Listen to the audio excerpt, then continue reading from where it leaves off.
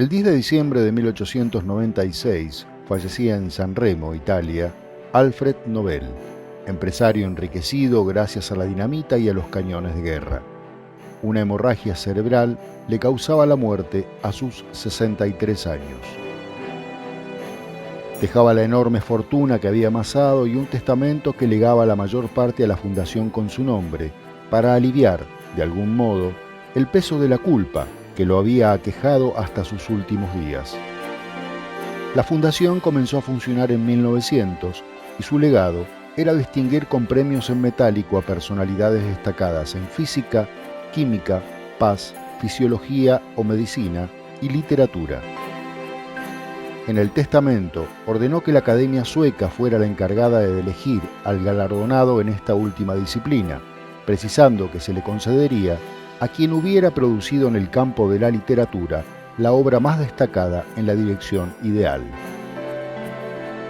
A continuación, un puñado de premiados que en su momento causaron bastante revuelo, cuyos ecos continúan hasta hoy, gracias a la particular interpretación que hicieron los académicos de los conceptos obra más destacada y dirección ideal.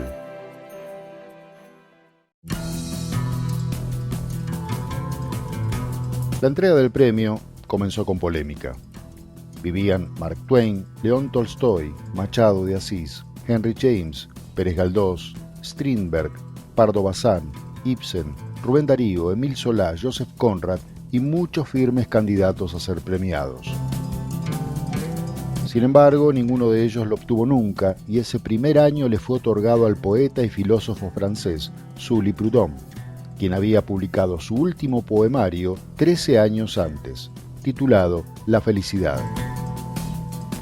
Como en sus libros anteriores, su poesía no destacaba por el lirismo, sino más bien por ser pesimista y pretenciosa. En la filosofía, disciplina en la que se concentró, tuvo mejor suerte. Pero la de Prudhomme no fue ni la excepción ni mucho menos el peor de los casos de galardones entregados injusta, absurda y hasta escandalosamente en algún caso.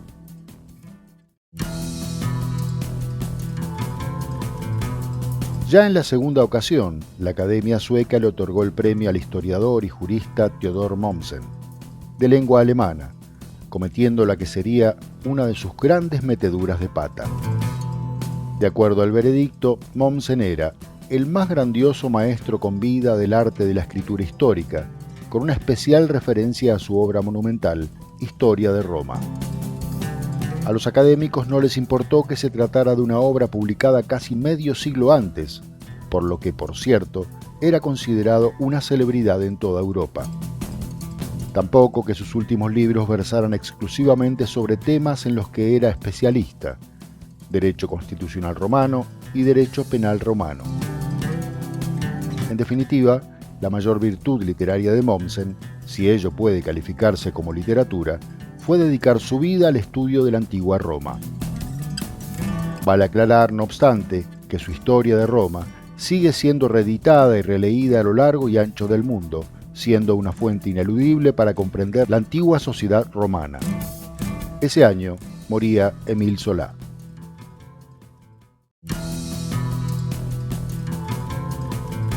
En 1904 le llegó el turno a la lengua española, y todos señalaban a Benito Pérez Galdós, moderno y digno sucesor de Cervantes, como seguro ganador.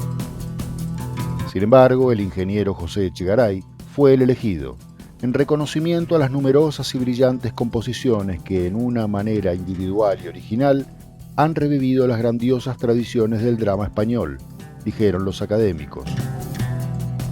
Autor de varias obras de teatro de gran popularidad, hoy sin valor literario alguno, ni él mismo, quien se consideraba ante todo ingeniero y matemático, podía creer el premio que le caía del cielo sueco. Azorín, Pío Baroja y Miguel de Unamuno lo despreciaban.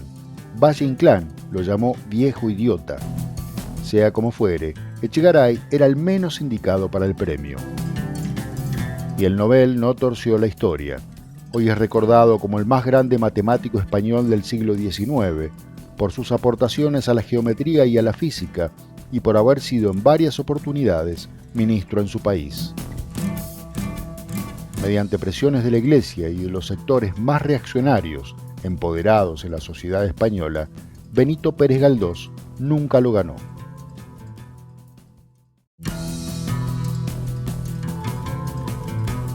Llegamos a 1908 y apenas al segundo de una larga lista de alemanes. El filósofo Rudolf Christoph Eucken, para quien el ser humano solo debía aspirar a una vida espiritual que tuviera a Dios como manifestación absoluta. Todo un idealista, como habría querido Nobel, según la interpretación de los académicos, a quien hoy la historia de la filosofía y sobre todo la historia de la literatura ha pasado un merecido olvido. Pero los académicos argumentaron el premio en reconocimiento a su búsqueda fervorosa de la verdad y su poder penetrante de pensamiento, en el que ha reivindicado y desarrollado una filosofía idealista de la vida. Para quien le interese, sus obras reconocidas en su momento fueron La lucha por el contenido espiritual de la vida, La verdad de la religión y Sentido y valor de la vida, no traducidas al castellano sino como recopilaciones. El brasileño Joaquim Maria Machado de Assis moría ese mismo 1908.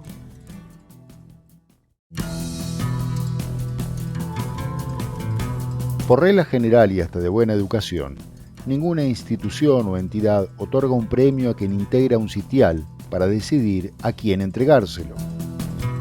Pero son varios los casos de miembros de la Academia que se otorgaron el Nobel a sí mismos. De hecho, al día de hoy, Suecia suma más premiados que toda América Latina. Hasta el momento tiene 7 frente a solo 6 latinoamericanos. Si tomamos el conjunto de escandinavos, es decir, suecos, noruegos y daneses, los premiados llegan a 13, más que los 11 hispanohablantes galardonados. Es que son muchos los miembros de la Academia autopremiados, desde Werner von Heidenstam en adelante. Mantuvo el sitial número 8 en esa institución entre 1912 y hasta su muerte en 1940. Sus colegas lo galardonaron en el 16 en reconocimiento a su importancia como el principal representante de una nueva era en nuestra literatura. Ese mismo año fallecía Rubén Darío.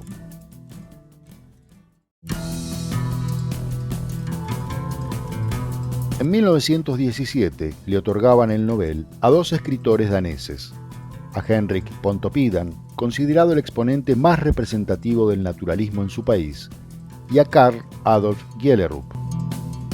Este último vivía en Alemania, escribía en alemán y en Dinamarca no lo consideraban un compatriota. De hecho, al día de hoy es prácticamente un desconocido. Fue autor de óperas inspiradas en la obra de Wagner y de 4 novelas que tenían como tema el budismo y el misticismo oriental.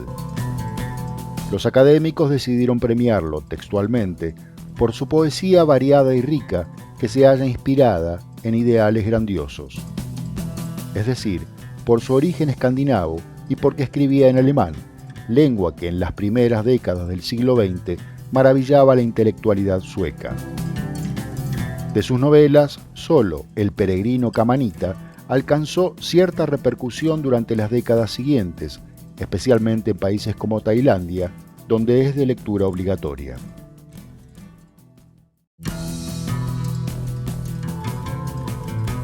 En 1931 lo ganó Erik Axel Karlfeldt, otro sueco, otro caso de autopremiación. En 1904 había sido nombrado académico, al año siguiente elegido miembro del Instituto Nobel, en 1907 del Comité Nobel y en 1912 consagrado como secretario permanente de la Academia. Fue en su momento el principal opositor a que Pérez Galdós fuera galardonado. Meses antes de morir, decidió aceptar el premio con el que sus colegas quisieron agasajarlo en 1918. Pensaría que así se ganaría la eternidad. Sin embargo, solo Suecia lo recuerda como uno de sus más grandes poetas. De hecho, se le otorgó por su poesía, dijo la Academia, sin mayores precisiones sobre una obra popular en su momento, dedicada a la vida rural y natural, pero que no destacó por su calidad.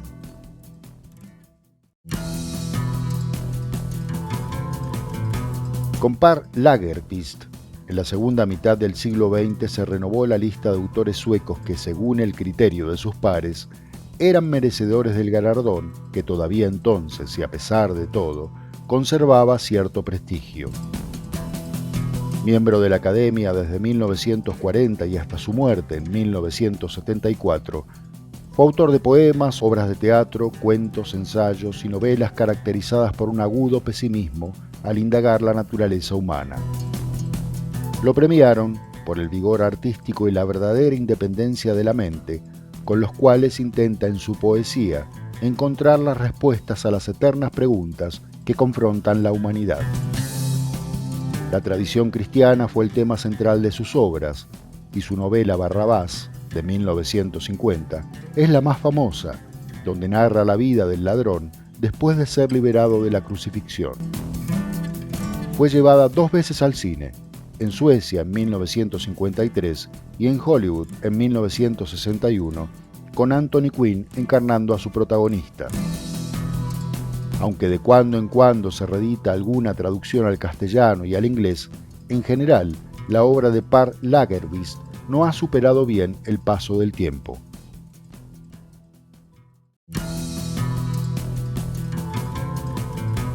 La política intervino clara y decididamente en la premiación de 1953, lo que motivó las lógicas protestas de la intelectualidad europea de entonces contra sus pares de Estocolmo. El galardonado fue Winston Churchill, quien en años anteriores había dado a conocer la Segunda Guerra Mundial, historia del conflicto global, publicada en varios tomos. Por entonces, líder del Partido Conservador, había sido reelegido primer ministro en 1951, cargo que ocuparía hasta renunciar en 1955, aduciendo problemas de salud. A nadie en Suecia importó que Churchill no fuera un literato en ninguna de sus acepciones, pero tampoco resultó una novedad. A esa altura y con relación al Nobel, el concepto literatura había quedado casi en la nada. Incluso al exponer sus razones, la Academia destacó la oratoria del político británico. Se le otorgó por su dominio de las descripciones biográficas e históricas, así como por su brillante oratoria.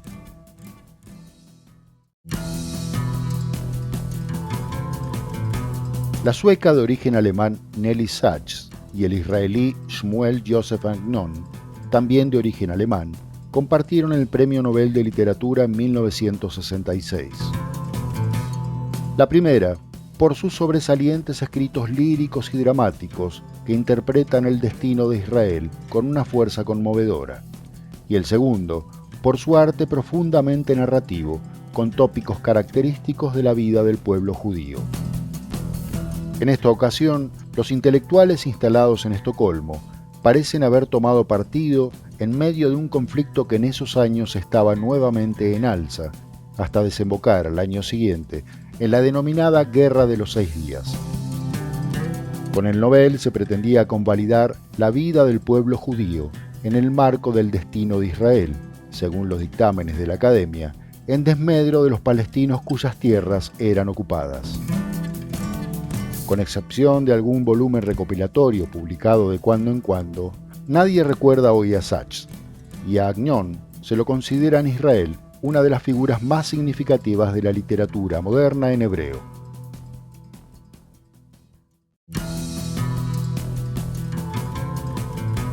Dos suecos, amigos entre sí, lo ganaron en 1974, y 2 suecos miembros de la Academia, por supuesto. Al parecer ya no les bastaba a los académicos premiarse de a uno por año, así que decidieron otorgarse la codiciada medalla de oro de a pares. De manera que tarde o temprano todos la obtendrían. Eyvind Johnson, por su arte narrativo previsor en las tierras y las edades, en el servicio de la libertad, y Harry Martinson, por los escritos que atrapan la gota de rocío y reflejan el cosmos, se autoeligieron. El primero, prolífico autor de novelas y libros de cuentos en los que narra vicisitudes de su juventud, y el segundo, poeta que le cantó a la naturaleza como casi nadie en su país natal. De cualquiera de los dos, se hace difícil conseguir reediciones nuevas de sus obras en algún idioma que no sea el sueco. Y en ese tiempo, vale recordar, todavía vivían Vladimir Nabokov, Marguerite Yourcenar y Borges.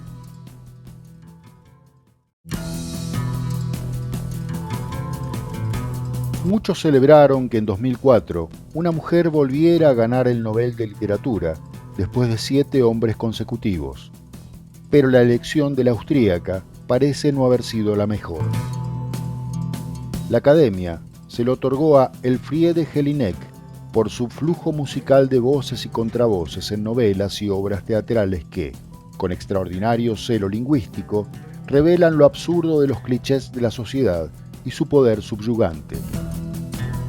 Sin embargo, muchos de sus colegas criticaron la premiación al calificar su obra como pastiche, y críticos señalaron que solo acumula palabras en sus libros que suelen levantar polémicas éticas y estéticas. De acuerdo a otras fuentes, el galardón fue debido más al activismo político de la autora que a la calidad de sus obras. De hecho, la elección causó la renuncia del académico Knut Englund, para quien la obra de Jelinek es una masa de texto sin el menor rastro de estructura artística. Englund, uno de los autores más reconocidos de Suecia, añadió que el premio de ese año ha confundido a la opinión en general sobre el sentido de la literatura como arte.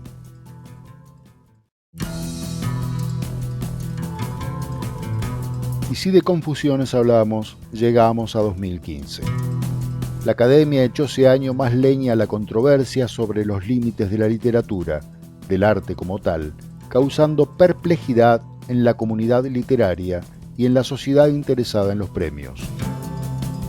Al menos fue calificado como raro que el Nobel fuera otorgado a la periodista de origen ucraniano y lengua rusa, Svetlana Alexievich, autora de numerosos libros testimoniales y de investigación periodística. Voces de Chernóbil, publicado en 1997, que recoge testimonios sobre los padecimientos sufridos por quienes debieron afrontar la catástrofe nuclear, era hasta ese momento su obra más conocida. Después del premio, obviamente, otros de sus libros fueron traducidos a diferentes idiomas, incluido el castellano, como El fin del Homo Soviéticus, La guerra no tiene rostro de mujer y Los muchachos de Zinc, voces soviéticas de la guerra de Afganistán.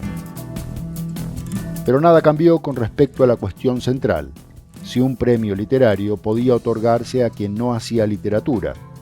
Como vimos antes, y veremos después, los académicos suecos no se sonrojan al responder que, en efecto, se puede.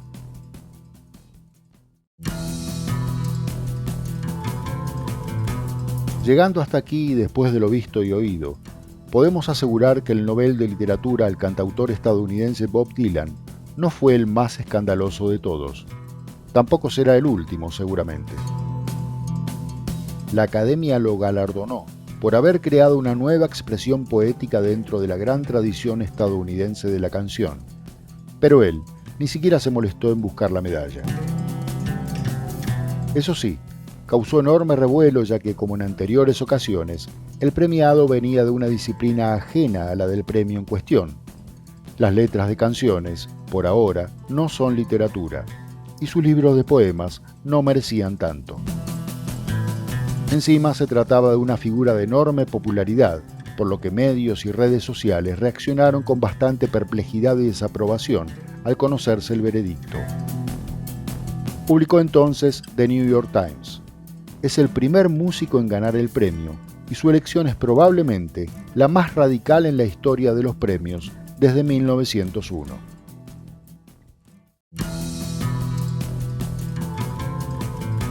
Hasta acá llegamos con esta lista más o menos arbitraria, como todas las listas. Déjanos tu comentario con los autores que sumarías o a los que quitarías porque habrían sido justos ganadores del Nobel. Y no olvides darle me gusta al video, suscribirte al canal y activar la campana de notificaciones.